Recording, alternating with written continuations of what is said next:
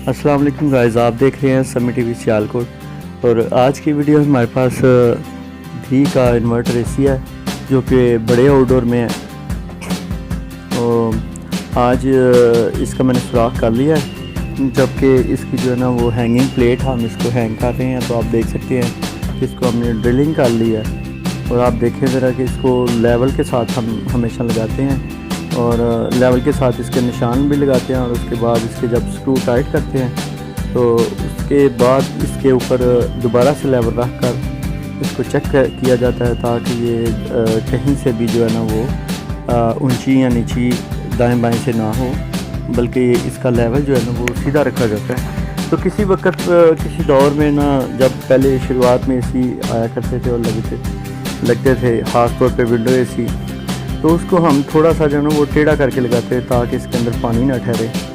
तो इसका जो ड्रेन वाला पानी है वो ताकि इसके अंदर ज़रा भी ना ठहरे और वो उसके अंदर जंग ना पैदा हो, तो सारा बाहर चला जाए। लेकिन अभी जो ये वाले सेपरेट यूनिट हैं, इन्वर्टर एसी हैं, तो इनके अंदर कंपनी ने ऐसा लेवल बनाया होता है ताकि हम इसको बिल्कुल सीधा रख के लगाएं, ताकि इसकी खूबसूरती में फ़र्क ना आए।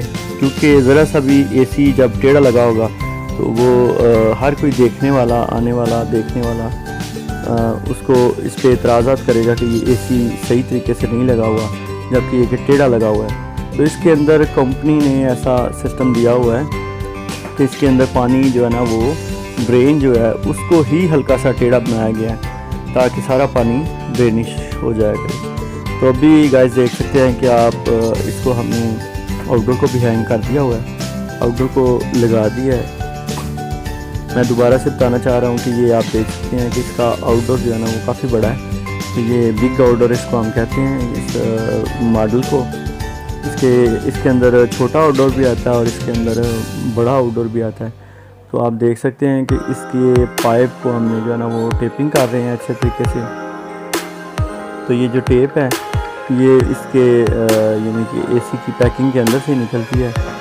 तो इसमें से हालांकि नहीं निकली थी, लेकिन हमने एहतियातन तौर पे अपने पास जो पड़ी हुई थी वो जो टेप है वो लाजमी इसके ऊपर की है, जबकि हमने ये नहीं कोशिश की कि इसको रहने दिया जाए, बल्कि जो टेप है ना वो लाजमी की है। क्योंकि आउटडोर यानी कि आउटसाइड पे जब ये पाइप लगता है तो इसके ऊपर धूप और बारिश के असरात होते हैं, तो कुछ अर्से के बाद इसके ऊपर से जो इसकी इंसुलेशन है जो वो लगाई होती है कंपनी ने, वो उतरना शुरू हो जाती है। जबकि टेप का ये पेपर टेप इसको हम कहते हैं, ये चिपकती नहीं है लेकिन बल्कि एक कागज़ या पेपर के नुमा बनी होती है। तो ये धूप और बारिश के असरात से इसको ना पाइप को बचाती है। तो उससे क्या होता है कि इसकी जो कूलिंग है वो यानी कि इंसुलेशन के अंदर अच्छे तरीके से बरकरार रहती है और वो ज़ाया नहीं होती। जबकि अगर इसके ऊपर डायरेक्ट सनलाइट धूप पड़ती रहे तो उसकी कूलिंग में इफ़ेक्ट आता है, तो पाइप भी ज़्यादा ख़राब हो जाती है। तो ग्री जो एसी है ये अपनी फिटिंग में सिल्वर पाइप देता है। तो सिल्वर पाइप के यानी कि इसके मुंह के पास पाइपों के दोनों साइडों पे तकरीबन 6 इंच का कॉपर पाइप लगा होता है, जबकि दरमियान में सारा सिल्वर पाइप होता है। तो आप देख सकते हैं कि इसकी जो है ना टेपिंग हमने अच्छे तरीके से कर दी है। तो अभी इसके जो है ना वो स्क्रू यानी कि इसके नट जो पाइप जो है ना वो जोड़े जा रहे हैं, जॉइंट लगाया जा रहा है। तो आप देख सकते हैं कि इसको हम अच्छे तरीके से इसके जॉइंट को टाइट कर रहे हैं ताकि। तो गाइस आज आपको ये भी इंफॉर्मेशन देता चलूँ कि इसके जो पाइप होते हैं, इसके जो नट होते हैं, एक इसमें 2 का साइज़ होता है, यानी कि 2 सूत्र का साइज़ और एक 4 सूत्र का साइज़ जो होता है। इसको हम जो इसको टाइट करते हैं तो वो बड़े एहतियात से करते हैं, ना कि ये बहुत ज़्यादा टाइट भी नहीं किए जाते और बहुत ज़्यादा ये लूज़ भी नहीं रखे जाते, बल्कि एक मुनासिब रेंज तक इसको टाइट किया जाता है। क्योंकि जब ज़रूरत से ज़्यादा अगर टाइट हो जाएंगे तो इसके अंदर वाशल नहीं होती, बल्कि इसके अंदर कॉपर का ये जो सिरा इसका बना होता है, जिसको हम अपनी ज़ुबान में फ्लेयर बोलते हैं। वो जो फ्लेयर है अगर ज़्यादा टाइट हो जाएगा तो फ्लेयर हमारा फट जाएगा, ख़राब हो जाएगा, डैमेज हो जाएगा, जिससे कि गैस लीक होने के चांसेस होते हैं। बल्कि अगर ख़राब हो जाएगा तो गैस लीक कन्फर्म हो जाएगी। तो इसलिए इसको जो है ना वो बड़े मुनासिब रेंज पे रख कर तो इसको टाइट किया जाता है। जो लोग काम करते हैं वो समझते हैं, जानते हैं कि इसको कितनी रेंज पे रख कर इसको टाइट करना है। तो इसी तरह से ये नीचे वाले नट भी हम लगा रहे हैं। आप देख सकते हैं कि इनको भी, ये पीतल के नट होते हैं, तो इसलिए इसको भी ज़रूरत से ज़्यादा टाइट नहीं किया जाता ताकि ये ख़राब ना हो। और इसको अगर थोड़ा सा भी लूज़ भी रह जाए तो उससे भी क्या होगा कि आहिस्ता आहिस्ता करके तो आपकी गैस जो है ना वो एसी में से निकलती रहेगी, और कुछ 6 माह के बाद, कोई 2 माह के बाद, कोई 3 माह के बाद जितनी वो लूजिंग रहेगी वो गैस उसकी जो है ना वो खारिज होने से वो निकल जाएगी सारी। तो इन दोनों चीज़ों से बचने के लिए जो है ना वो किसी अच्छे कारीगर का जो है ना इंतखाब करना चाहिए ताकि ये काम अच्छा हो। तो ये आप देख सकते हैं जी कि इसको हमने टाइट कर रहे हैं नट को। तो आप अगर गौर से देखें तो दूसरे रेंच की मदद से मैंने इसके वॉल को पकड़ा हुआ है। तो हम अच्छे तरीके से काम करने का तरीकाकार यही है कि दूसरे इसके वॉल को आप दूसरे रेंच की मदद से पकड़ लें ताकि ये जब इसको आप टाइट करते हैं तो इसका जो वॉल है ना वो टूटे ना, या उसमें क्रैक ना आए, या इसके अंदर से कोई जॉइंट ना जो है ना ख़राब ना हो, बल्कि जो आपका जो ज़ोर लगाना है वो उसके रेंच के ऊपर आ जाए। तो अभी गाइस मैं गैस खोलने वाला हूँ। ये भी बहुत ख़ास और ज़रूरी प्रोसेस है। तो इसको आप देख सकते हैं कि मैं एक एल्की की मदद से इसकी एयर को निकाल रहा हूँ। नीचे से इसकी एक पाइप के ज़रिए से इसकी गैस को खोला जाएगा और उस पर से गैस इसके इंडोर के अंदर से होती हुई हवा जो इसके पाइपों के अंदर पहले से मौजूद है उस हवा को वो धकेलती हुई बाहर निकलेगी। और अभी ये प्रोसेस हमारा हो चुका है।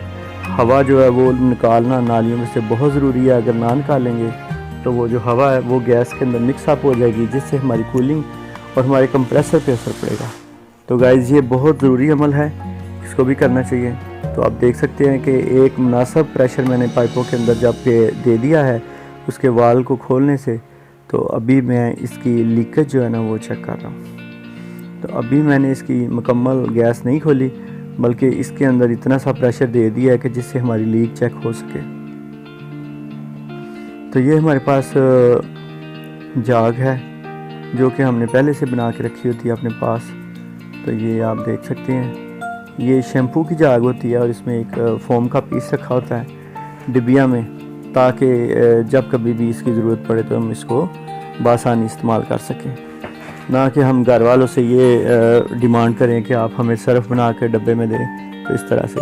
तो ये हमने पहले से बना के अपने पास रखा होता है। तो गाइस देख सकते हैं कि ये हमारा जॉइंट जो है ना वो मुकम्मल तौर पर ठीक है, इसमें से कोई लीकेज नहीं है। अभी मैं इसी तरीके से ऊपर वाले जॉइंट को चेक करूँगा और उसके बाद चेक करने के बाद तसल्ली करके तो उसके बाद इसके ऊपर जो है ना वो जो इंसुलेशन का पीस है उसको लगाएंगे और उसके ऊपर भी हम टेपिंग करेंगे ताकि पाइप जो है ना वो हमारा कहीं से भी नंगा ना रहे, बल्कि इसके ऊपर अच्छे से टेपिंग हो जाए और धूप और बारिश के असरात से ये बचा रहे।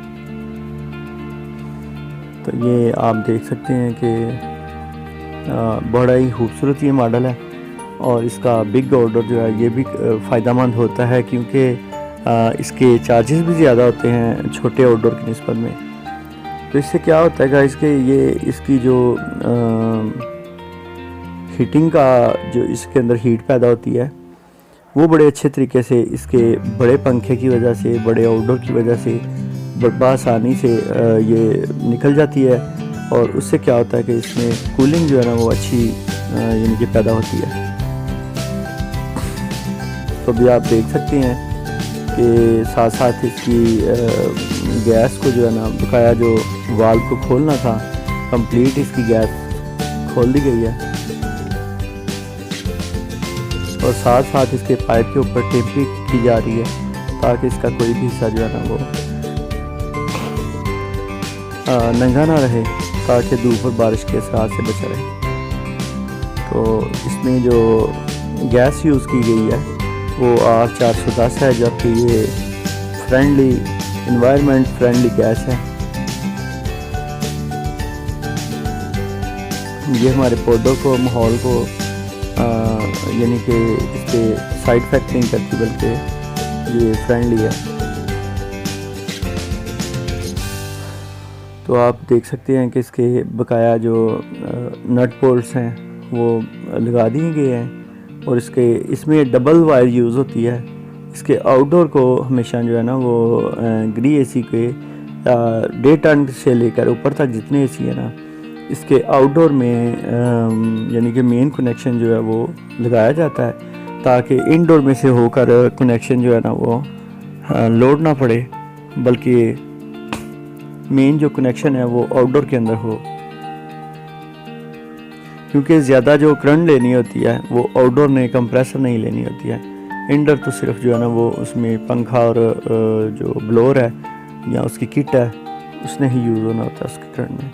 तो गाइस आप देख सकते हैं जो सुराख हमने पाइपों के लिए किया था, जब हमारा ये काम मुकम्मल हो चुका है तो इसके अंदर हम पैकिंग बड़े अच्छे तरीके से दे रहे हैं, ताकि बारिश का पानी जो है ना वो यहाँ से अंदर ना जा सके, और दूसरा यहाँ से कोई कीड़े मकोड़े या छिपकली वगैरह अंदर दाखिल ना हो। तो ये आप गाइस देख सकते हैं कि हम इसको अच्छे तरीके से प्रेस कर रहे हैं शापर को, ताकि ये उस होल के अंदर जो है ना अच्छे तरीके से पैकिंग हो जाए। इसके बाद ये जो कस्टमर है ये इसके ऊपर जो है ना वो प्लास्टिक पैरिस लगा देंगे, ताकि जब कभी इसको खोलने की ज़रूरत पड़े तो ये बासानी खुल भी जाए। और इसके अंदर शापर देने से ये होगा कि प्लास्टिक पैरिस जो है वो अंदर तक नहीं जाएगा, बल्कि उसके सुराख भी बंद हो रहेंगे। तो गाइस हमारा काम काफ़ी हद तक मुकम्मल हो चुका है। अभी हम इसको ऑन करने वाले हैं। तो गोल्डन कलर में ये आप देख सकते हैं, ये मॉडल है ग्री का फेरी मॉडल। तो बहुत ही खूबसूरत ये मॉडल है। तो अभी आप देख सकते हैं कि इसका शटर ओपन हुआ है, ये एसी हमारा ऑन हो चुका है। तो ये इसका कूलिंग टेस्ट भी हम करेंगे और उसके बाद वाइंड अप करेंगे। तो अभी हमने इसको 25 पे रख के चला दिया। ये आप देख सकते हैं, अगर आप गौर से देखें तो इसके ऊपर 25 टेम्परेचर इसको हमने एडजस्ट किया है। तो इसी कूलिंग करना शुरू हो चुका है। अभी इसके आउटडोर के चलने का इंतज़ार है।